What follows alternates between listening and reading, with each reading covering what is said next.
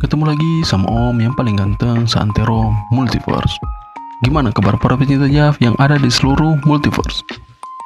Masih sering coli pakai tangan kiri? Brengsek. Kali ini kita bakal membahas part 1 dari manhwa yang berjudul The 18-Year-Old Spy. Manhwa ini bercerita tentang seorang murid di sebuah sekolah yang ada di Korea.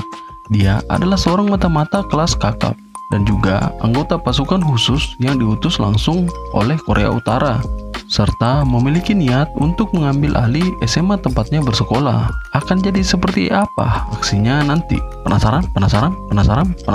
Sama, Om juga penasaran. Karena sepertinya ceritanya akan sangat menarik untuk kita bahas. Jika kalian tertarik untuk membaca manhwa lainnya, silahkan cek playlist yang ada di atas atau yang ada di deskripsi di bawah. Oke, kencangkan sabuk pengaman kalian, tarik sempak dan perkuat biji mata kalian. Mari kita lanjut ke pembahasannya. Berlatar di sebuah sekolah yang ada di Korea. Sekolah ini bernama SMA Yongjun. Di sana terlihat seorang murid sedang duduk menikmati hamburger, sekaleng cokes dan juga sepatu Nikes miliknya. Perkenalkan, dia adalah MC kita yang bernama Im Hajin. Hajin mengatakan jika seseorang bersikap lemah, maka itu akan membuatnya menjadi sasaran empuk. Hajin berkata seperti itu karena melihat seorang wanita sedang dibully. Perkenalkan, wanita ini bernama Song Sae-byok. Susah banget lah namanya. Panggil saja dia Rosmini. Rosmini dibully dan disuruh memakai baju SMA yang ketat dari si pembuli wanita. Nggak ketat-ketat amat ya, jadi jangan sangs dulu. Hajin kemudian teralihkan karena pembulian tersebut. Tapi hal itu dilihat oleh si pembuli pria. Sebut saja dia Jajang. Jajang kemudian berkata, lihat si pembelot itu. Dia bertingkah seperti sedang tidak mendengar apapun. Kasar sekali. Jajang kemudian mendekati Hajin dengan mulut bau tai miliknya. Dia berkata, tidakkah kamu berpikir seperti itu? Dasar komi keparat.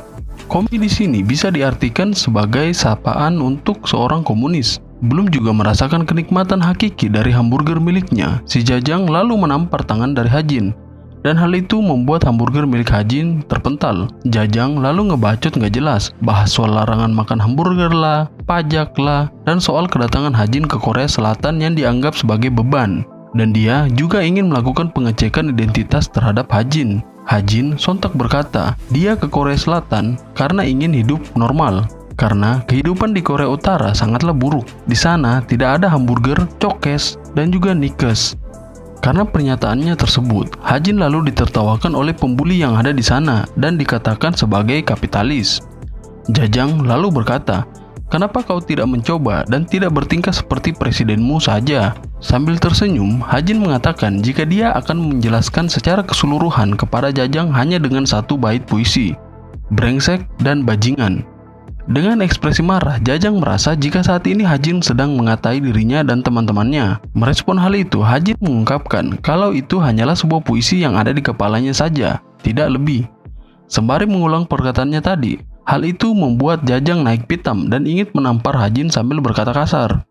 Dan ya, dengan sangat cepat, Hajin mengambil cokes miliknya dan menghantamkan cokes tersebut ke wajah Jajang, yang seketika membuat Jajang tumbang dan mulut bersimbah darah. Hal ini lalu membuat rekan sesama pembuli Jajang tercengang. Belum cukup sampai di situ, satu pembuli figuran kemudian berlari ke arah Hajin sambil berkata kasar. Belum juga sempat meninju Hajin, pembuli figuran ini kemudian ditumbangkan dengan hantaman sikut tepat di mulutnya. Lalu ada lagi pembuli figuran yang dengan beraninya ingin menghantam Hajin menggunakan sebuah kursi sekolah. Tapi dengan cepat Hajin menendang kursi tersebut dan menumbangkan si pembuli figuran tersebut. Dalam hatinya Hajin berkata, daripada mengirim mata-mata yang sudah tua, ada baiknya mengirim mata-mata yang masih sangat muda dan berkompeten untuk menghadapi situasi seperti ini. Orang-orang yang ada di dalam kelas tersebut sontak terheran dengan kejadian yang baru saja terjadi. Hajin kemudian mengatakan kepada Jajang yang sudah terkulai lemas, apa kau masih mau memeriksa identitasku, Jajang? Singkat cerita, kelas dimulai seperti biasanya. Terlihat Rosmini sedang ingin meminta maaf kepada Hajin karena kejadian sebelumnya. Tapi Hajin tidak mempermasalahkan hal tersebut dan mengatakan kepada Rosmini agar tidak terus-terusan terjebak dalam situasi seperti itu. Karena jika dia terus menurut, maka Rosmini akan menghadapi masalah besar dan sulit suatu saat nanti. Scene lalu berpindah ke sebuah klub malam tempat para geng sekolah sering nongkrong sambil mabuk amer cap kakek botak. Di sana ada seorang pria yang parasnya biasa-biasa saja. Dibilang ganteng tidak, dibilang jelek juga iya. Namanya adalah Park Sondo. Kita panggil saja dia Parman. Parman ini adalah seorang bos gangster di SMA tempat Hajin bersekolah. Di sana, Parman terlihat sedang teleponan kepada seorang pimpinan bernama Li. Apakah nama panjangnya Lele? Hal ini masih menjadi misteri. Sebut saja dia Pak Le. Pak Le sedang membahas seputar kejadian yang terjadi di SMA Yongjun. Pak Le bilang, jika Parman harus hadir di sekolah agar salah satu dari anak dari asosiasi orang tua guru tidak ada yang terluka. Karena Pak Le dikatakan sudah memberikan beberapa uang agar masalah seperti itu tidak terjadi. Parman lalu mengatakan jika dia akan membereskan masalah ini secepatnya agar tidak semakin membesar. Parman berdiri dengan sumringah. Dia mengatakan kalau anak buahnya jangan melapor dulu ke orang tua murid yang bersangkutan karena dia akan menyelesaikan masalah ini sendiri. Hal itu lantas diiyakan oleh anak buahnya. Lalu salah satu anak buah mengatakan jika itu dari Pak Le. Sepertinya Pak Le tidak ingin anaknya yang berharga terluka. Mau tak mau mereka harus melakukan karena mereka sudah dibayar untuk menjaga dan mengelap tai mereka seperti babysitter. Mereka kemudian bertanya-tanya makhluk bumi bagian mana yang baru saja ditransfer ke SMA Yongjun dan langsung bertingkah layaknya jagoan kampung. Dan salah satu anak buah Parman yang sedang main FF yang gak ada pintunya berkata jika sekolah mereka itu berbeda karena pemiliknya adalah seorang konglomerat dari grup Yongjun. Itu sebabnya ayahnya Parman juga harus memperhatikan apapun yang terjadi di SMA Yongjun. Hal itu lantas membuat Parman sedikit marah dan menyuruh bocil FF itu untuk menjaga bibirnya. Parman lalu mengatakan jika itu dilakukan oleh seorang pembelot dari Korea Utara yang tidak mengetahui apapun. Mereka lantas disuruh untuk bersiap-siap karena besok mereka akan menyerang Zuzuran. Salah! Parman berkata, jika seorang bertingkah kayak tai menurut sudut pandang orang lain, maka sikap orang itu harus didisiplinkan. Kembali ke SMA Yongjun. Di sana terlihat Rosmini sedang meminta tolong kepada Hajin agar ditemani untuk membuang sampah. Dalam perjalanan, Rosmini berkata kepada Hajin, apakah Hajin membelot karena ingin hidup dengan tenang? Karena sepertinya Korea Utara dan Korea Selatan tidak berbeda sama sekali. Rosmini sembari menangis pun meminta maaf. Dan dia juga hanya ingin hidup, itu katanya. Ternyata, usut punya usut, Rosmini diancam agar membawa Hajin ke belakang sekolah agar bisa bertemu dengan Parman. Parman terlihat sangat tenang karena Rosmini melakukan hal itu. Seorang wanita pembuli lalu menjambak rambut Rosmini dan mengatakan jika Rosmini memang ahli dalam menggoda pria. Hajin mengatakan dengan lantang kepada mereka semua apakah mereka berpikir Hajin ke SMA tersebut tanpa mengetahui apapun. Parman berkata, sebenarnya apa motif dari Hajin? Apakah untuk menaklukkan sekolah atau ada hal yang lainnya? Hajin menjawab jika dia akan mengambil alih segala kegiatan yang ada di sekolah tersebut. Karena akan sangat baik jika bisa menghasilkan uang dan menjalin kerjasama kepada orang yang berada di atas. Sontak hal itu membuat Parman terkejut. Bagaimana Hajin bisa mengetahui hal tersebut? Parman lalu berkata, jika mereka sangat jarang melepaskan seorang seperti Hajin. Dan saat ini, Parman ingin memperkerjakan Hajin sebagai bawahannya dengan imbalan duit dari dompet bergambar cacing lapar miliknya. Parman mengiming-imingi Hajin dengan uang senilai 200 won sebulan dan sebagai bonusnya akan membiarkan Hajin memiliki Rosmini.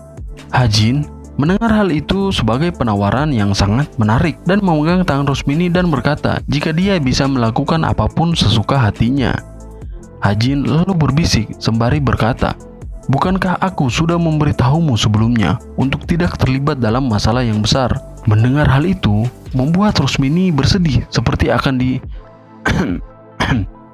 Parman lalu memberikan uang 200 won kepada Hajin sebagai bonus tambahan sebagai bukti kesepakatan mereka. Hajin lalu berkata kepada Rosmini, jika mulai saat ini dia adalah milik Hajin, jadi jangan pernah menangis lagi. Parman lalu kebingungan. Dan ya, Parman lalu dibogem mentah oleh Hajin sampai mengeluarkan darah dari mulut bau tai miliknya. Hal itu membuat Parman terhempas dan membuat anggotanya murka. Dan Hajin akan dikeroyok massal. Hajin kemudian menendang sebuah kantung sampah dan mengenai tepat di muka salah satu anggota Parman. Dengan beringas, Hajin menghajar beberapa siswa yang ada di sana dan berkata dalam hati, jika dia harus bertindak layaknya seorang mata-mata, maka akan lebih baik jika dia berada di pihak mereka. Akan tetapi, melarikan diri bukanlah sebuah pilihan yang bisa digunakan dalam rantai makanan ini. Jika dia tidak ingin dimanfaatkan, maka dia harus berada di puncak rantai makanan tersebut dan menjadi predator terkuat yang pernah ada, baik itu di Korea Utara maupun Korea Selatan. Dari sini terkuak sudah jika Hajin adalah seorang pasukan khusus Batalion 505 dan dia akan memulai perjalanannya untuk menaklukkan SMA Yongjun. Kita akan dibawa ke masa lalu dari Hajin. Di sana terlihat Hajin yang sedang baku hantam dengan sesama rekan mata-matanya. Hal itu lantas disaksikan oleh petinggi militer yang mengagumi cara bertarung Hajin. Dikatakan, jika selain jago baku hantam, Hajin juga pintar dan mampu mempelajari apapun yang dia lihat dengan sangat baik. Meski Hajin difokuskan untuk hanya berlatih dalam bidang baku hantam saja, tapi disinyalir jika dia akan menjadi seorang pejabat tertinggi saat di Korea Selatan nanti. Petinggi lalu menyayangkan jika para anak muda itu harus mengemban tugas berat di masa depan. Petinggi satunya lantas berkata, jika setiap orang memiliki kegunaannya masing-masing, karena para mata-mata senior sedang sibuk untuk bertahan hidup. Diharapkan juga di umur yang masih muda seperti itu, Hajin bisa menyusup ke dalam lingkup sosial yang ada di Korea Selatan, dan dia bisa mendapatkan posisi kepemimpinan tertinggi tanpa diragukan sedikit pun. Petinggi satunya lalu berpendapat, bukankah sebenarnya Hajin ini adalah seorang anak yatim yang memungkinkan dia untuk menjadi seorang pengkhianat? Petinggi lainnya menjawab, jika Hajin adalah orang yang sangat setia, karena hanya memiliki seorang adik perempuan saja yang sudah bersamanya sejak dia masih kanak-kanak. Scene berpindah ke masa sekarang. Baku hantam yang dijalani oleh Hajin pun berlanjut dengan sangat brutal dan ekstrim. Tangkap dia, Cok! Pecahkan bijinya! Hurra! Parman lalu terkejut dengan kejadian yang dia saksikan dengan mata kepalanya sendiri, karena melihat sisi brutal dari seorang Im Hajin. Saat seluruh bawahannya tumbang, tibalah giliran Parman yang akan dibogem mentah. Akan tetapi, Parman menghentikannya dan berkata akan memberi Hajin uang sebanyak 300 won saat itu juga. Bukan 400. 500. Yang benar 1 juta. Dasar si Parman gak konsisten. Hajin berkata akan memikirkannya, tapi Parman malah merencanakan sesuatu yang licik dan ingin menghantam Hajin dengan sebuah batu bata dari kuli bangunan sebelah. Batu bata gua mana ya? 1. Lah kok hilang? Tapi dengan brutal dengan tendangan naga miliknya, Hajin menendang mulut bau tai Parman dengan cukup keras sehingga memuncratkan darah. Mulutmu bau tai, man. Sono, sikat gigi dulu. Pakai kepoden. Karena hal itu membuat si pembuli wanita ketakutan setengah mati dan membuatnya lari terbirit-birit. Kia! Terlihat Rosmini juga ada di sana. Dan betapa terkagetnya dia saat ditanya oleh Hajin kenapa dia tidak pergi. Ayam! Rosmini lantas meminta maaf. Hajin mengatakan jika Rosmini tidak perlu meminta maaf kepadanya, karena meski tidak melibatkan Rosmini, akan tetapi akan ada orang yang terlibat sama seperti dirinya. Rosmini terlihat kekeh meminta maaf. Hajin lalu meminta imbalan 50.000 won sebagai imbalannya, yang dimana hal itu membuat Rosmini terheran. Berpindah ke sebuah warung milik Kang Ujang. Di sana terlihat seorang pria yang sedang membaca biografi dari Hajin. Perkenalkan, dia adalah Seong Jiwan. Panggil saja dia Iwan. Iwan ini adalah seorang pemimpin tim ketiga dari operasi domestik, di mana dia bernaung dalam sebuah organisasi seperti CIA, Interpol, dan sejenisnya. Organisasinya bernama NIS, di mana pada masa lalu terlihat Iwan yang sedang menginterogasi Hajin dan mengatakan jika Hajin sebenarnya adalah seorang mata-mata. Tapi hal itu ditanggapi dengan enteng oleh Hajin dan benar, dia adalah seorang mata-mata. Tak lama muncullah seorang wanita yang sedang lapar dan ingin makan bersama dengan Iwan. Dia adalah Ra Hongju. Panggil saja dia Jumria. Jumria ini adalah anggota dari Iwan di tim 3 dan juga salah satu member dari NIS, sama seperti Iwan. Di sana Jumria menanyakan apa tujuan dari Iwan membawa dokumen. Bukannya dilarang membawa dokumen keluar dari kantor. Apalagi dokumen yang dipegang oleh Iwan adalah dokumen yang sangat rahasia. Saat Iwan memesan 1 teh pucuk sama Mang Ujang, Jumria lalu melihat dokumen tersebut dan mengetahui jika isinya adalah mengenai Hajin yang sudah mengaku sebagai mata-mata dan juga sudah menggambarkan NIS. Tapi hal itu dianggap omong kosong oleh Jumria karena pastinya saat itu Hajin berkata bohong. Namun hal itu disanggah oleh Iwan yang berkata benar jika Hajin adalah seorang mata-mata, sembari mengambil tahu gejrot pesanannya dari Mang Ujang. Alasan Iwan berkata seperti itu adalah karena dia sudah mengecek dengan mata kepalanya sendiri jika Hajin memang seorang mata-mata. Sontak Jumria terkaget dan berkata, kenapa mereka tidak menangkap Hajin sekarang? Alasan Iwan sudah jelas, yaitu tidak ingin membuat keributan karena Hajin dianggap bukanlah sebuah ancaman besar. Dan jika mereka menangkapnya sekarang, maka itu akan berdampak terhadap Inter-Korea atau apalah itu namanya. Dan hal itu akan hanya dianggap sebagai aksi publisitas dalam circle politik. Kalau mau, maka harus dilakukan dengan benar dan menyelesaikan sampai ke akar-akarnya. Begitu kata Iwan. Berpindah ke warung Po Inun. Di sana terlihat Hajin yang sedang makan mie siram ditemani oleh Rosmini.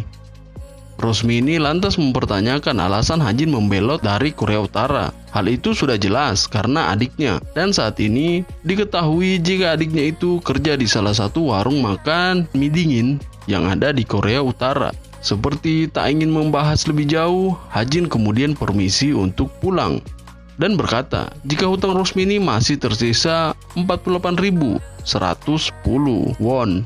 Hal itu lantas membuat Rosmini terkaget dan berkata apa dia harus membayar semua itu. Padahal dia hanyalah seorang pekerja paruh waktu. Dalam perjalanan pulang, Hajin teringat oleh adiknya yang diambil oleh seorang tentara. Adiknya ini bernama Hayong. Panggil saja dia Ayu ke depannya ya. Hajin lalu berkata jika Ayu harus menunggu sedikit lagi agar dia bisa menolongnya dan beranggapan jika Ayu sangat mirip dengan Rosmini. Tapi betapa terkagetnya Hajin saat seseorang tiba-tiba menghantamnya. Hah? Hiya! Hup! Tendangan naga! Saha eta? Di sana terlihat seorang laki-laki berjaket kulit. Aing bilang, saha eta bangsat? Aing maung. Dan ya, ternyata itu adalah sosok harimau yang dibilang ganteng tidak, dibilang jelek juga iya. Dia adalah Parman. Terlihat Parman ke sana membawa anggotanya yang lain dan ingin mengeroyok Hajin. Dengan muka pas-pasan miliknya, Parman berkata seputar Rosmini dan mengatakan jika ibunya sedang dirawat di rumah sakit yang mengakibatkan dia hidup sendirian. Dan jika terjadi sesuatu, maka yang harus disalahkan Hajin. Dan karena Hajin adalah anak yatim, maka Parman harus mengebuk-gebuk Hajin sampai dia puas. Dan berkata, jika Hajin sudah salah mengganggu orang. Lah, bukannya sih itu yang salah ganggu orang man.